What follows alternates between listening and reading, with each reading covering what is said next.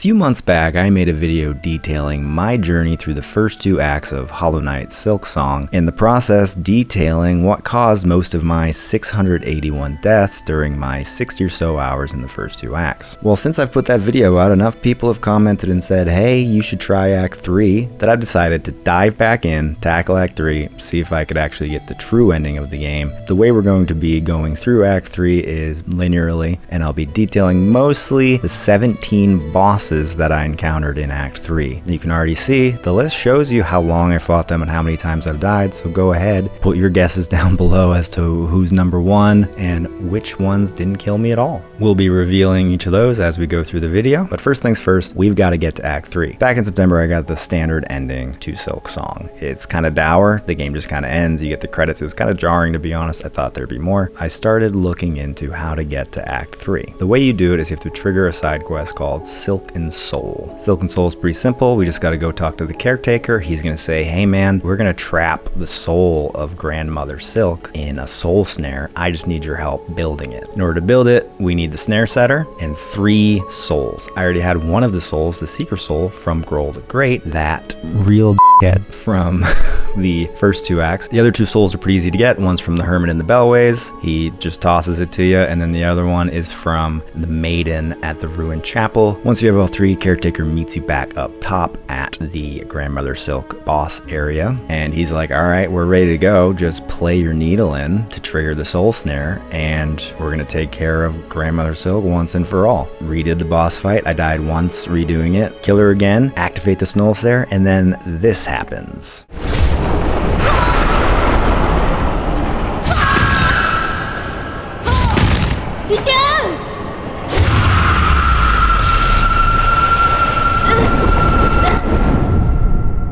Now that was pretty ominous. Lace seemed to jump in there and kind of sacrifice herself, which didn't seem ideal. And also there's some big old black tentacles reaching out to suck Grandmother Silk into this void, and then all those tentacles start spreading across Farloom. The game ends, you get credits again. You then have to go back in and load up your save file, and it'll be covered in like these tentacles. Once you load that save file, you awaken in the cradle after the events of the end of Act 2, and you start making your way out of the cradle. It's falling apart, crumbling, you kind of weave your way through. Hornet's not feeling too great, and then you encounter these enemies who have been kind of like tainted by this abyss presence. They're no fun. This kind of infection, I guess, can overtake any enemy. Some enemies are already tainted by the abyss the first time you run into them, and you have to deal with it no matter what. Others can get tainted by it while you're fighting them, and what that means is they have more health, they do more damage, and they have 3 different tentacle attacks. They have this one where they fire tentacles out in a direction. They have a projectile based one, which is my least favorite. There's a big area of effect attack where they just shoot tentacles and blades and claws out in every direction around them. This arena, the first time I got there, I died once trying to get through this and then was off to Songclave to figure out what's going on. We get to Songclave, caretaker's gone, Sherma seems to be in charge. They're like, he bounced out to the Ruined Chapel. No problem, let me just slough on down to the old tramway or the bellway, and I'll be able to shoot down to Bone Bottom in no time and figure out what's going on. So I go down to use my Bell Beast friend, and this happens. Don't love that. We gotta jump in this hole and figure out who has taken control of the Bell Beast, and it is of course the Bell Eater, the first boss we're gonna be encountering in Act 3. Bell Eater is kind of a silly little dude. He's got funny attacks. I kind of liked his vibe. His head, he's got little claws and he goes, "Lah," and he tries to get you, or he shoots stuff out of his butt, which is very funny. You just have to basically avoid these attacks while the arena, which is his body, kind of changes around you. Sometimes he adds hazards to the arena itself, some larger AoE attacks that he does. This fight took me a little while to get through. I ended up dying to the Bell Beast 11 times over 32 minutes, which means he's gonna slot in at number 7 on our list, first one revealed, and we're gonna keep revealing as we go. One thing to note about that time is that that time does include runbacks. It's basically all the time I was engaged in fighting that boss. After defeating the Bell Eater, we get a song from the Bell Beast, and this song allows us to summon the little bell babies. This will teleport you back to the last bell station you were at, which is pretty incredible. This is why the structure of Act 3 is so different. You're able to move around the map a lot faster because of this. You never have to return to stations, so you can kind of bounce around the map very quickly. Thank God they did this, because moving throughout the map with these abyss tainted enemies is like a real pain in Act 3, so I'm really glad that the fast travel is improved, luckily. After freeing the Bell Beast from the Bell Eater, we head down to Bone Bottom. We return to find the caretaker hiding in the ruined chapel with his 2 other friends that we talked to at the end of Act 2. Turns out they're all snails. No one saw that coming. I don't know if this means anything in Hollow Knight lore, but they're snails. You can never trust a snail. I've always said it, and I will always say it. They say, yo, you gotta get down to the abyss itself to figure out where these abyss tentacles are coming from and how you can stop it. No problem. I found a diving bell earlier. Let's go hit that up and plunge on down into the depths. You get to the abyss. It's kind of a bummer of a place to be. It's very creepy. The music's creepy. The vibe's creepy. The enemies are creepy. It's not a terribly hard place to navigate. You get through there pretty easily. I maybe died once or twice kind of navigating it, but eventually you do find at the bottom of the abyss this big black void, which is the source of all the tentacles, except you can't get through it. You're going to need something to do so. Now you got to get out of the abyss. You get the Silksong ability. This allows you to fire your needle straight up in the air, and whatever it connects to directly above you, it'll shoot you right up there. It's super useful, and it allows you to explore a bunch of new areas. It also lets you get out of the abyss. Your diving bell was broken on the descent, so in order to get out, you have to do this pretty epic climb out of the abyss. Lava's chasing you, you're bouncing around. It's a pretty intense and really fun platforming sequence. The music's really epic. It's really cool. It's one of the cooler sequences of Act 3 that I did.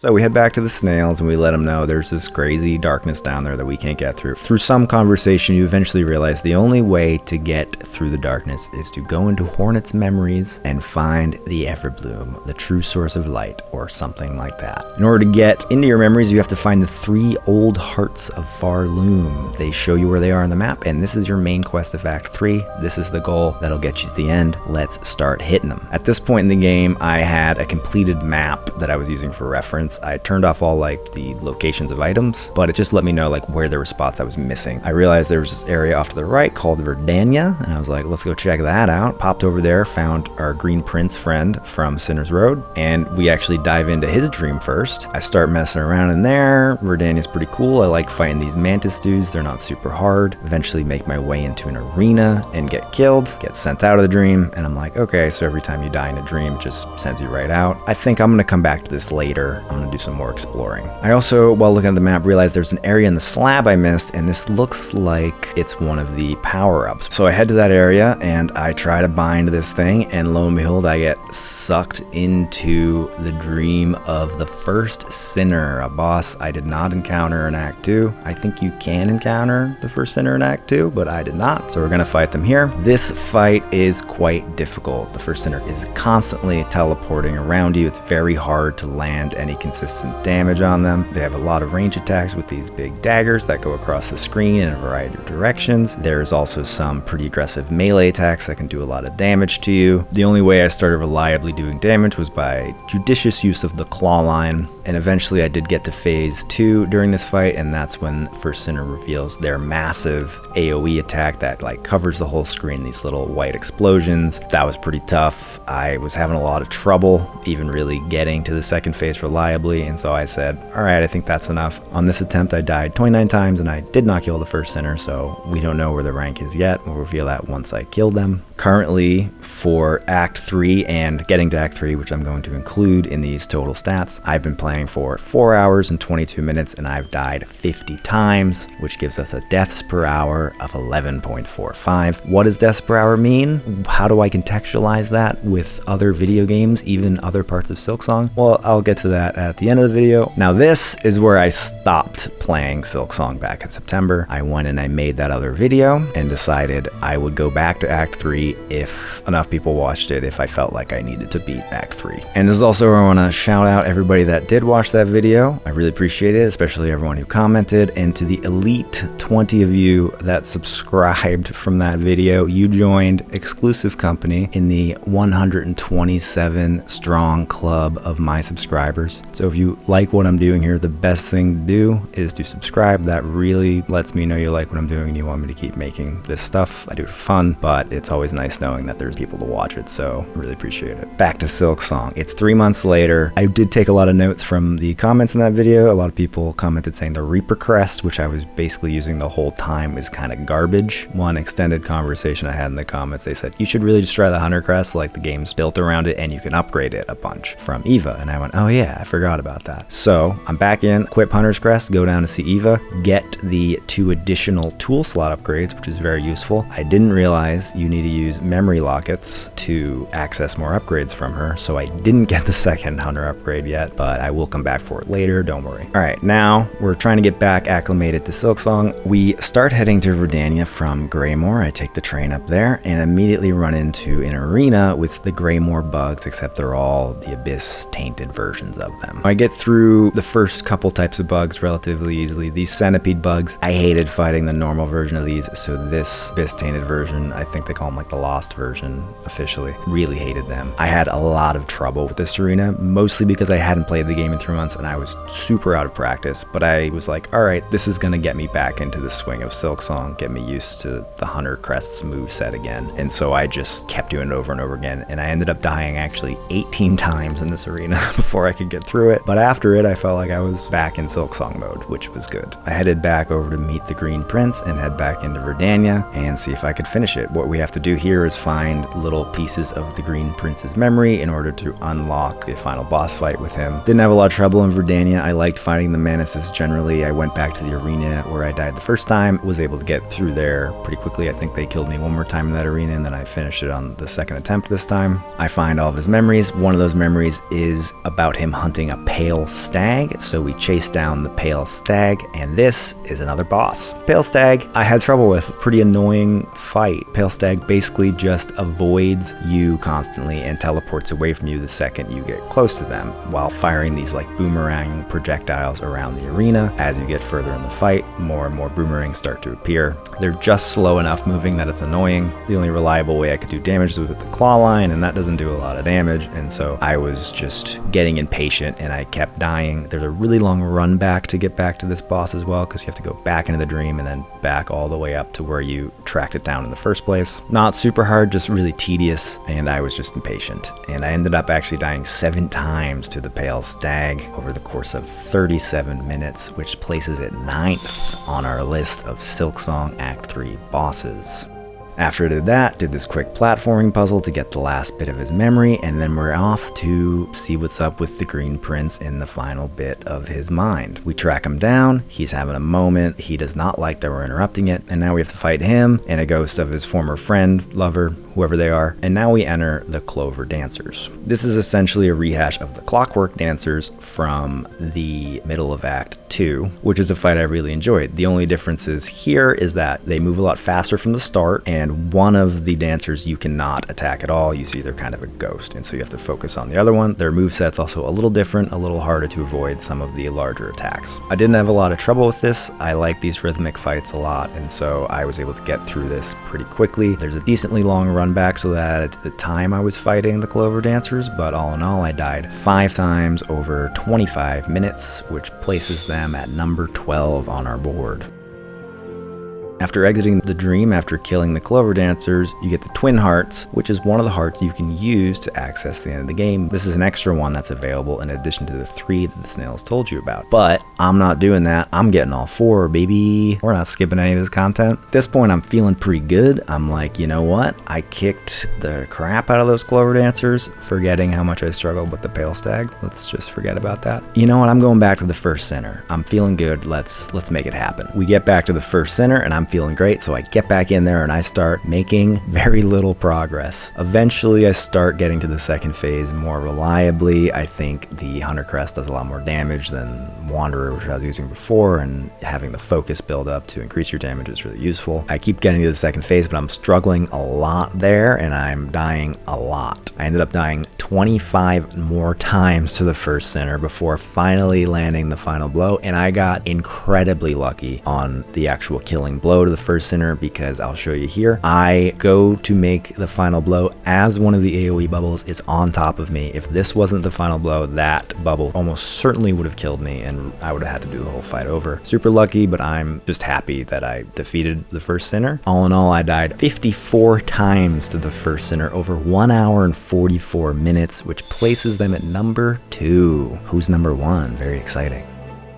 And we do get that AoE attack that I had so much trouble with as a reward from that. The only problem is it's not super useful in Hornet's case, but it is cool to mess around with here and there. And to check back in on our overall stats, now we're 8 hours and 7 minutes into Act 3. We've died 110 times for a deaths per hour of 13.55. Really took a spike there, mostly because of that first center action. Now it's time to try to get the other hearts. I know there's a place in Hunter's March where I can use the Silksong ability to get into a new area, and I figure that's how you probably get over to the new area in Far Fields. I was also using that map, so I went and checked and confirmed that. I make it through Hunter's March relatively painlessly before encountering an arena that I had a lot of trouble with in the first 2 acts. Now I gotta deal with the ants that are all shooting tentacles and stuff, and I had a really bad time here. I died super quickly every time I tried this arena. I was getting destroyed. I died 10 times super quickly. That seemed bad. Like, there's gotta be something I'm missing here. And I'm looking at some stuff online to be like, what are some keys to getting through Act 3? And I see that there's a 4th pale oil you can get, which is huge because that'll give you a damage upgrade just across the board on your needle. The way you get it is by going back to Fleetopia. You have to compete in some mini games. How hard could that be? So I pop back up to Fleetopia. I remember there's an area that I couldn't access earlier that I can now with Silksong, so I go up there and I get this mushroom quest with a weird riddle. We'll get back to that later. There's 3 mini games you compete at during this Flea celebration. The first one is the juggle. The juggle is tricky, but it's not that hard. It's actually kind of fun once you kind of find a crest with the right attack to bounce these things up nice and easily. It's pretty fun to do. You learn the different types of fleas and what you need to do to time their bounces, and you just keep them in the air. You get 3 strikes. It's not that bad. It took me about 10 minutes. Then there's the bounce. Bounce is also pretty fun and super easy. The Reaper Crest has a great downward attack, so I switched back to that, and I'd been using it for the first 2 acts, so I was very used to the timing of the downward bounce. So I got through this one super fast. Took me about 5 minutes. I enjoyed doing it. I was like, sick, I'm rolling, nothing to worry about. Time to do the flea dodge. This is a timed event. You have to last 65 seconds on these platforms, which move around while you're being pestered by a bunch of bell-clad fleas. Now, this might be belying why I have trouble with Silksong, but oh boy did I have a bad time doing this one. I could not avoid these fleas for the life of me for long enough. I would get pretty far, and the worst part is at one point I tied 65 seconds, which is not good enough to win, and I was very upset, but I was like, all right, that means I can do it. Let's keep going. And then I kept going. I got really close again, and then I tied it again. I'm getting mad just talking about it. This might have been the angriest I've gotten at Silksong, was doing this flea dodge. After the second tie, I was like locked in, and I was finally able to get through it. Lasted like 67 seconds or whatever. Finished the flea circus. This means I can go get the pale oil from this big piñata. I break it open, immediately grab the pale oil because I'm so excited for it, and that triggers a cutscene, which means I can't pick up any of these rosaries. We pop back to see the pin master. We gotta go rescue him from some bugs. Easy peasy. He upgrades our pin, and now we are really ready to tackle the rest of Act 3.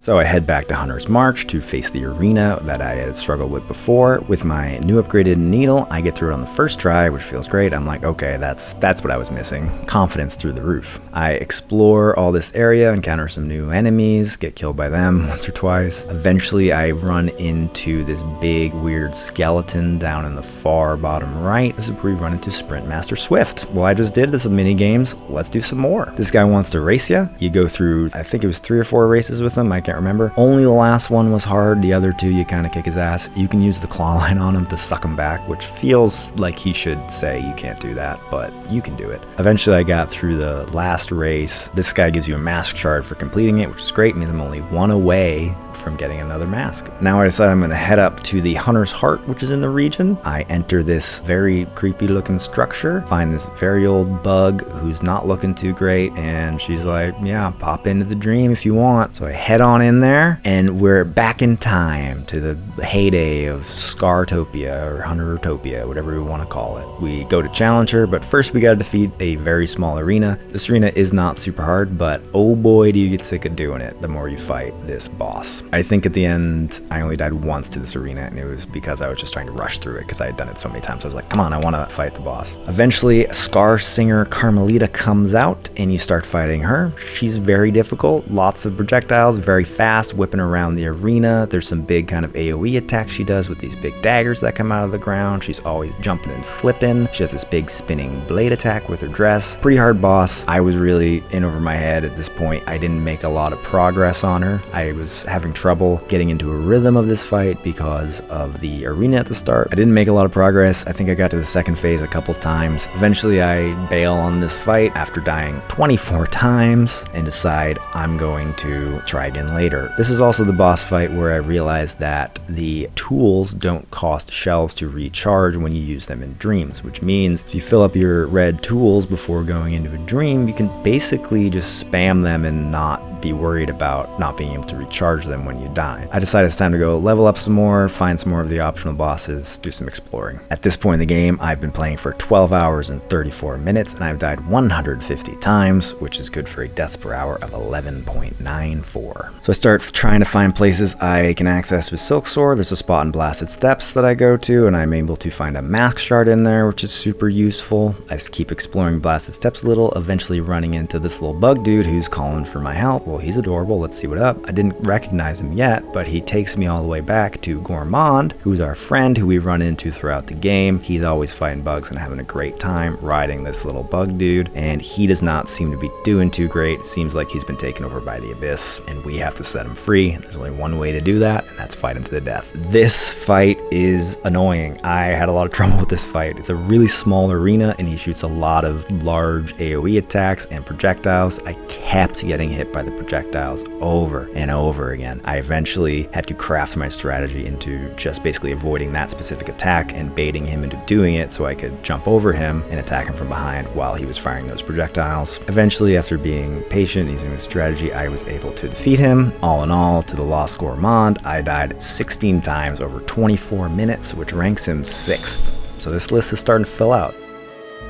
I go back to the Grandmother Silk Arena, and there's a Pale Nail Silk ability that is very useful that you get from going up there. This thing rules. I also looked and I had a quest to go find the Pinstress, which I think I got a while ago. We go find the Pinstress in her little balloon home. She's not there. She's hanging out at Mount Fae. So I climb back up Mount Fae and encounter the Pinstress who's sleeping. We knock her awake and the fight ensues. This fight is very tedious, or at least it was for me. Her attacks are pretty simple. She does these lunging sword attacks that are fairly easy to dodge, and then she throws pins at you, either sideways or down at you while she's flying around. I found it hard to find places where I could do damage reliably, and so it just took me a really long time to eventually do enough damage to kill her, and I was fighting her for what felt like forever every time, and she just wouldn't die. I think if I was using a different crest with a better pogo attack, I probably would have been able to do more damage, but I'd kind of committed to the Hunter's Crest at this point, so I didn't switch, and I just kept claw lining her over and over again and avoiding damage and staying alive. And this fight wasn't super hard. It was just really tedious, and it just took me forever to get through because of that. And I say it wasn't super hard, but I actually ended up dying 22 times to the Pinstress over 1 hour and 11 minutes, which ranks her 5th on the list, which is pretty high up there for like an optional boss. Get a tool from her, which allows you to speed up the time it takes to charge up your power attack, which is great because I never use that, so whatever, but maybe I should be using it. I then look, and I have another quest, which is to track down a hunter in Far Fields, so I head that direction. We start encountering his traps and tracking him, eventually weaving our way back to the new area of Far Fields, avoiding traps along the way, and then he traps us in a little cage, sends us into this pit, and then it's time to fight him, Gurr the Outcast. This fight was pretty easy for me. You just have to avoid the traps you've been encountering along the way already and just do damage to him when he's popping in and out of the ground, which is pretty heavily telegraphed. Other than that, I think the only other attack he has is when he kind of slides across the ground like this. You just have to be ready to dodge that. I died a couple times quickly as I was like, what is going on here? How do I attack this guy? Okay, I can just get him in and out of the ground and avoid the traps and I'll be fine. So I died only 4 minutes to Gurr the Outcast. Over the course of 11 minutes, he's ranked 13 on the list. While I was in the area, I said, you know what? Let's go hit up Karmelita again. I'm feeling good. I just crushed Gurr the Outcast. How hard could it be? Pop in, face Karmelita, ready to go, die 8 more times, make no progress, and say, all right, I'm out of here. So we're done. We're done with Karmelita again. Still looking at the map, trying to figure out what areas I haven't been to yet, and I see that I have missed an area in Sands of Karak. So I head that way and encounter Voltvyrm.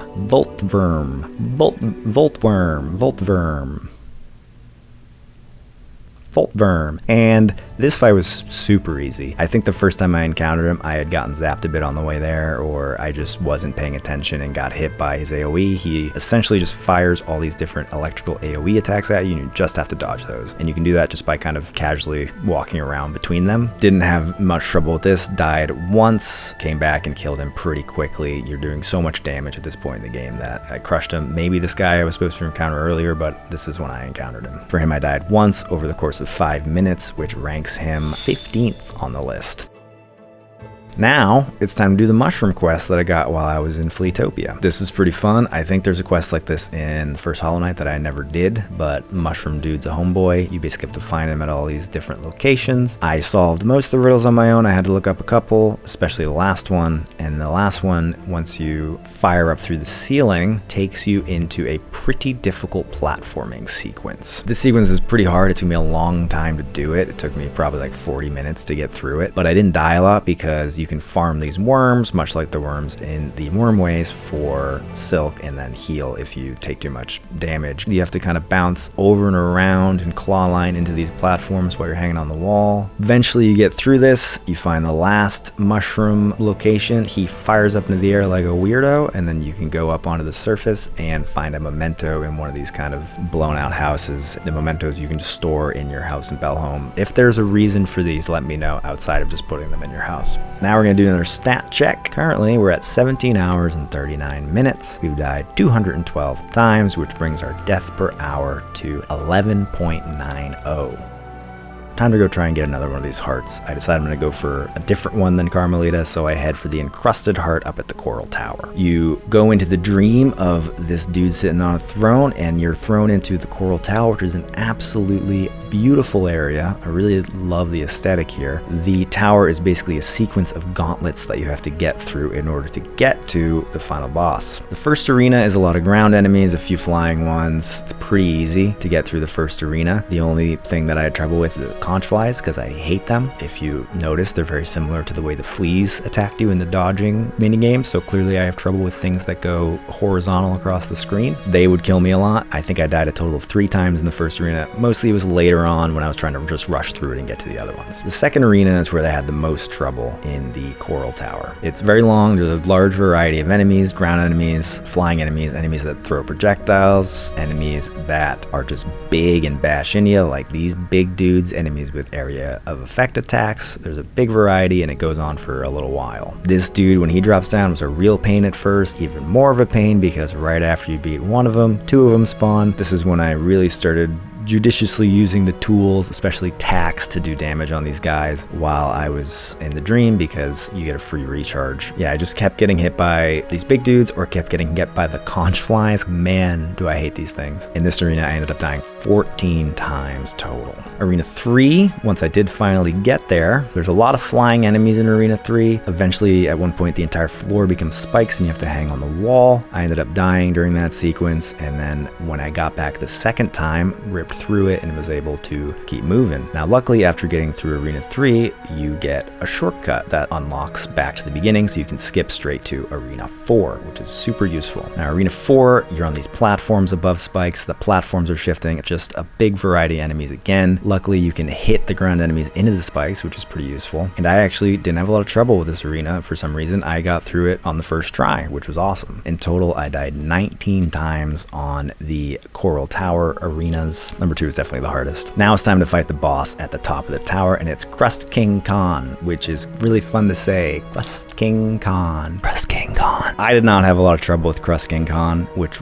was great because after all the arenas I was like, please God, don't make this boss be annoying. His attacks are very telegraphed. They're pretty easy to avoid. It's pretty easy to find places where you can do a lot of damage to him, which means your Silk's always full, which I never use the Silk abilities because I always want to be ready to heal. So I was always able to have plenty of Silk to heal with, and I was able to get through this fight on the first attempt, which felt incredible, especially after struggling with the arenas for so long. I died 0 times to the Crust King Kahn over the course of about 5 minutes, and he's ranked 17th. He's dead last. I think I read somewhere he was supposed to be an Act 2 boss, and he got put into Act 3, which makes sense because he feels way too easy compared to almost all the other bosses in Act 3. So I head back to Songclave, trying to like buy items and such, and I find a quest to go hang out with who seems to be Trobbio, a guy we encountered in the second act of the game, a fight that I enjoyed mostly, didn't have a ton of trouble with. So we pop down into the vaults, go find the theater, and Trobbio is back, except now he's Tormented Trobbio, and guess what? He sucks.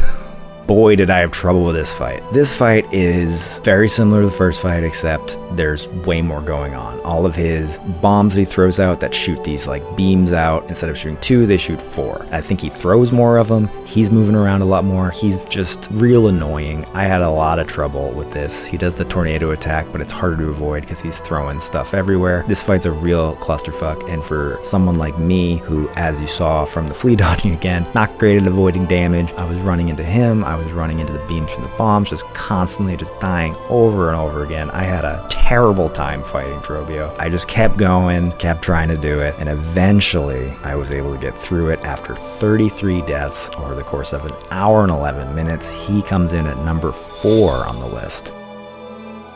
Now to check back in on our stats, we're at 21 hours and 52 minutes. We've died 264 times, which is good for a deaths per hour of 12.07. After the Trobbio fight, I was like, that was hard. I think it's time for me to just find a map that has all the items on it and just get all of the mask shards, all of the spool fragments, all of the tools so that I can max out my build and just really have the best chance of getting through the end of this game. The first place I headed was the Wormways because I thought I was missing a shard there. Turns out I wasn't, but while I was in there, I did encounter all these weird mutated plasmified enemies. Turns out the plasma flower, or whatever it is taking over this cave, which seems bad. We'll deal with that later. But he's like, go get some more samples of these new life forms and maybe I can help you out. And I'm like, okay. So I go around, stab some worms with the big file, eventually encounter plasmified Zango, who's his assistant. I'm able to get 2 samples off of him, but it's pretty difficult because you need a long time to use the file, and he's spewing stuff everywhere and just dancing around on you. I get the 2 samples, go back to the doctor, get an upgrade from him for my file, which is again something I never really used, so whatever. I go back and try to kill Zango, and no matter how much damage I'm doing, I cannot seem to kill him. Maybe I need the file to do it, but I've already lost it because I gave it back to the doctor, so I die 6 times to Zango over 23 minutes, which places him at number 11.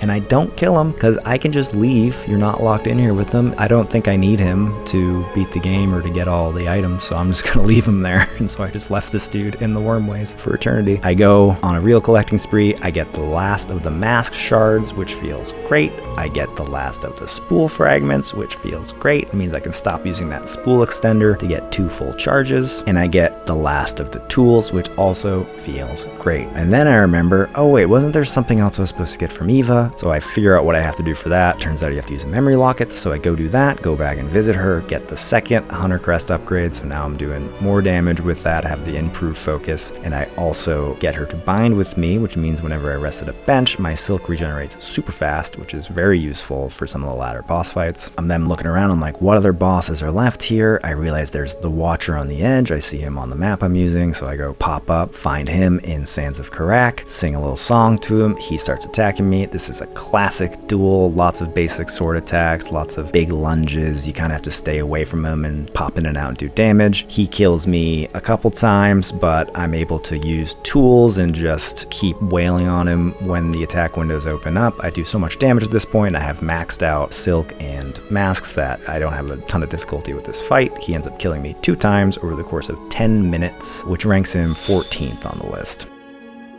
Only annoying part of that fight was it's a kind of a long run back to get back there, but not the worst. While I'm running around the map during the sequence, I also received this little Craw summons, this little message from the Craw Boys over in Greymoor. Craw Boys, that sounds like a band. We should start the Craw Boys up. Anyone interested, hit me up in the comments. Craw Boys album cover right there. Now I have to make that. So we head down to Greymoor to visit the Craws, and we get sent into this like courtroom tribunal thing. This guy in the back starts sending Craws at us. I lay waste to them pretty quick. I'm pretty powerful at this point. Eventually, he comes down, the Crawfather, and we lock into dueling. He's pretty easy to fight, a lot of telegraph moves. The only thing you really have to watch out for is this big chain AoE attack he does, and the fact that he summons ads the whole time you're fighting him, which is annoying, but again, those Craws are pretty easy to fight at this point in the game. I didn't have a lot of trouble with the Crawfather. I'm able to lay waste to him pretty quick, dying 0 times over the course of about 6 minutes while I was fighting him, ranking him 16th. If you had Crust King Kahn and Crawfather for the 2 I didn't die to, you win. Congratulations. And now we've defeated all the optional bosses that I could find, and we're ready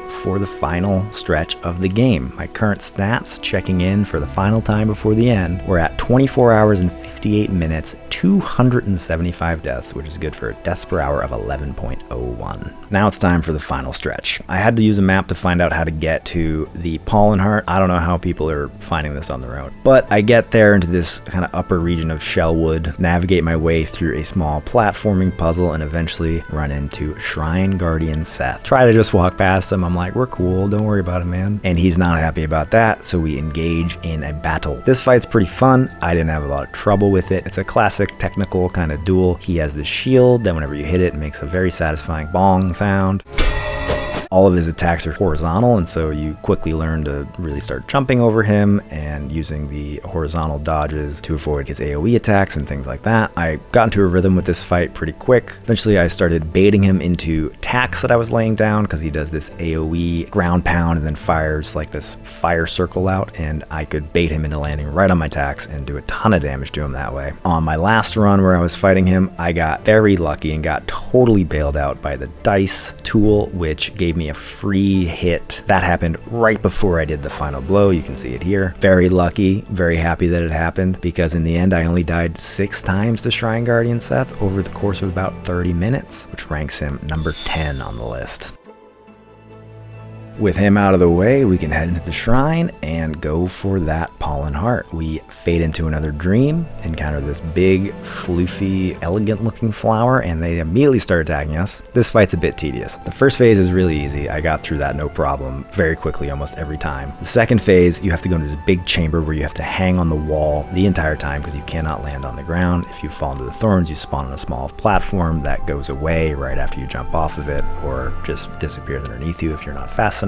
You're hanging on the wall. I ended up just using a ton of tools to fire across from the other wall at Nyleth. Because the tools you get the free recharge on, I was like, whatever, I'm just going to spam her with ranged tools. I equipped the little daggers and the chakra's little circles and just flung them across at her until I was out of them, and then just did claw line when I found a decent damage window. Otherwise, just totally avoiding the projectile attacks. Really tedious fight. Took me a long time to get through just because of how long you're kind of in that second phase, just avoiding damage. I ended up dying 9 times over 45 minutes, which ranks Nyleth 8th on the list. Now I have the Pollen Heart, and now you know what that means. It's time to get the last heart. As I mentioned, I don't need it. I can go back to the snails now with the 3 hearts I have, but I gotta do it. I have to beat Karmelita. She's been the constant thread running through this entire third act that I can't defeat her. It's time to finally do it. So we head back to Karmelita. We get in there. I'm just gonna start spamming tools. I'm gonna use my attacks like crazy. I'm gonna use my bugs like crazy. By now I know her moves pretty well. I start getting into a decent rhythm, avoiding her damage or deflecting her projectiles. I'm having a pretty good time fighting her in this last attempt. I started getting into the second and third phases more reliably, feeling pretty good about myself, and I actually only take another 6 attempts to beat her, meaning I died 5 more times. Not too bad. Very happy to defeat Karmelita. Really enjoyed this fight in the end. I think early on it was just way too hard and I was not leveled up, or I wasn't focused enough on the fight, and in this last attempt I felt really good going back. One of the more fun bosses, despite how difficult it is to get through.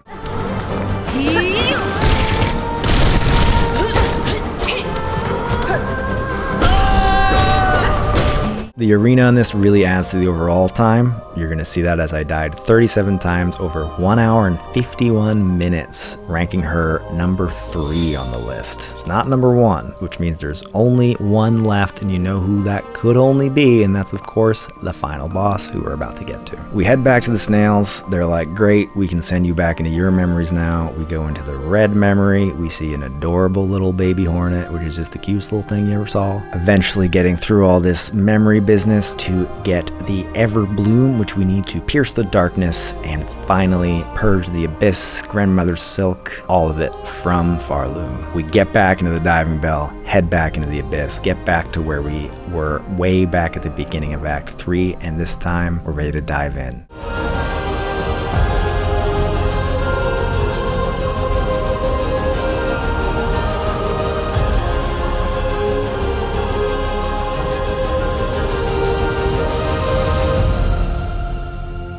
Before we eventually land in this black abyss pool at the bottom, and who emerges from it but Lost Lace, the final boss of Hollow Knight Silksong Act 3. This fight is very hard. I had a lot of trouble with it. The first time I attempted it, it was towards the end of one of my play sessions, and I was just getting nowhere. She teleports constantly to get close to you, meaning whenever you dodge, you end up kind of dodging right into her when she teleports. It's pretty annoying. She has her parry from her previous movesets. Her movesets in general are very similar to the other ones when you encountered her, except now she has all the abyss powers as well, which really adds a lot of difficulty to this first phase. It took me forever to get through it. Really started mixing up my different crests and different tools to find the best loadout. I was having a ton of trouble. I couldn't make progress. Eventually I started looking around for online, and I found a build on like a Reddit thread about it. Someone said use the Wanderer, use these tools. It worked for me. It's kind of a hyper aggressive loadout, but it works. You just have to go for it. And I was like, okay, like I'll try that. I like Wanderer. It's how I've beat Lace before. Let's give it a go. I try a few more times that night with it, but I just cannot really get too far. And I'm like, okay, I'm gonna sleep on this. We'll come back in the morning and I'll just commit my entire Sunday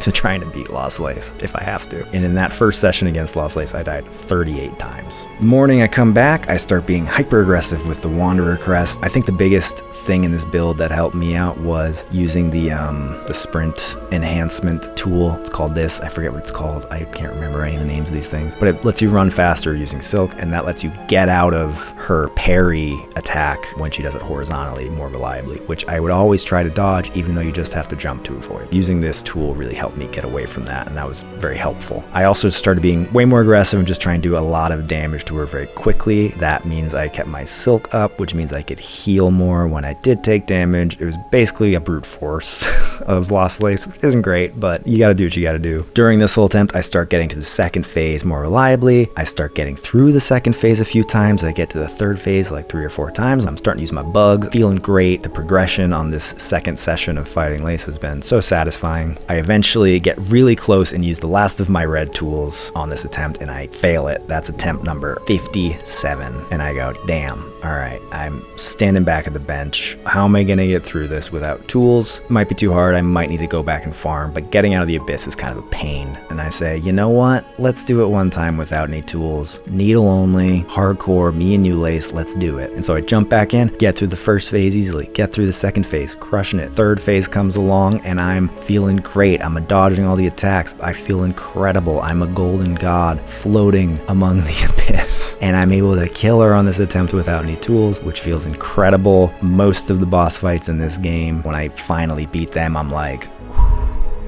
not excited, I'm more relieved that I'm through the boss fight. When I got this hit on Lace, jumped up, I did like a gamer bro, like let's fucking go kind of thing. It felt great. It was really satisfying. And yeah, that's it. That's the end of the game. I've defeated Lost Lace. You get this cut scene of your boy Hollow Knight from the first game saving you from the abyss. He is the abyss in a way. And then you wake up back on the little platform you started at with Lace. She kind of laughs at you, and it's a very sweet and kind of nice ending, and you saved Farloom.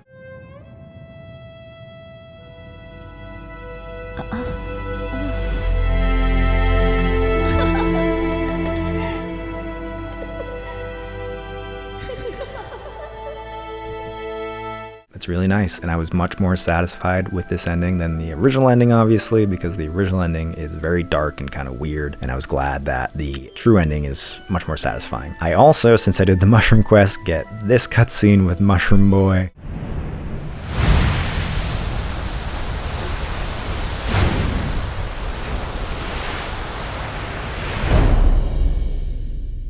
To be continued. Very strange. And that is Hollow Knight Silksong. Now we're going to get into the overall numbers, and we're going to talk about comparing it to some other games.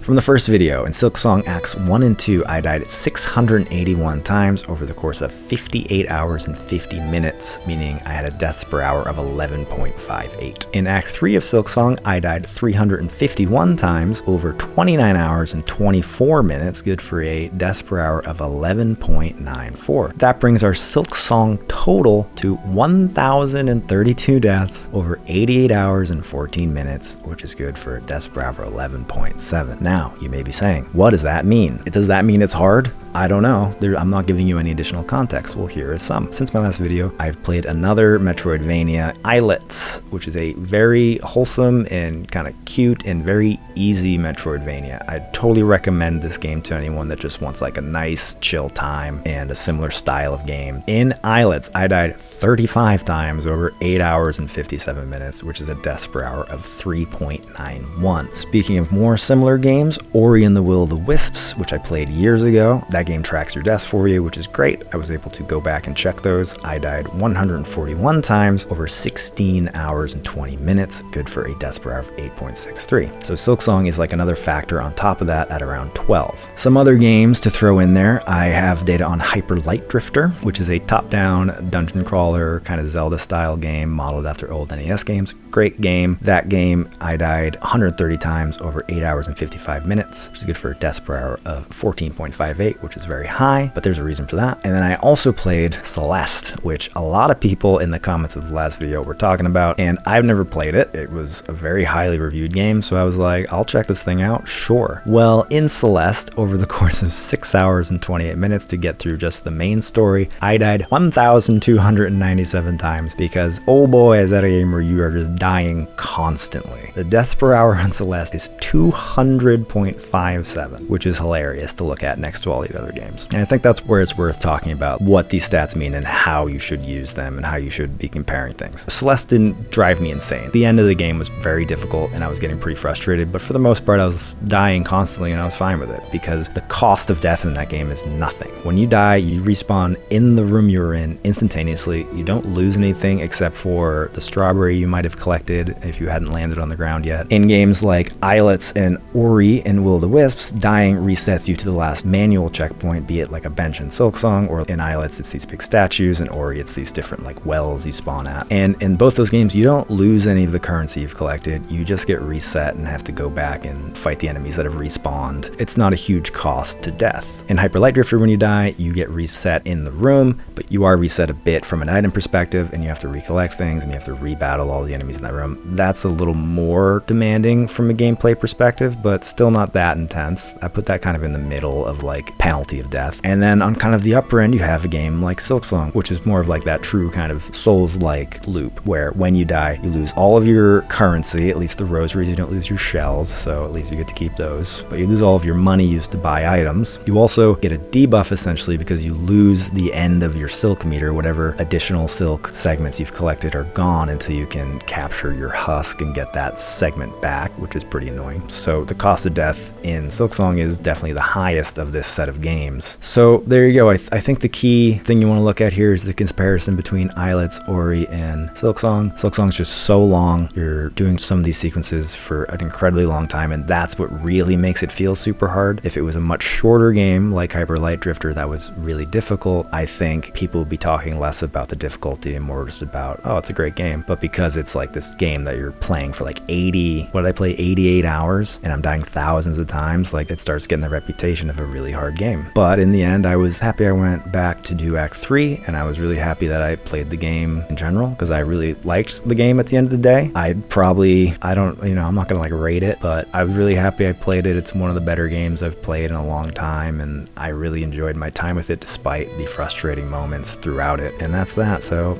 thank you so much for watching. Let me know what you think down below. Please subscribe if you would like to. It really lets me know you like what I'm doing. Give us a like.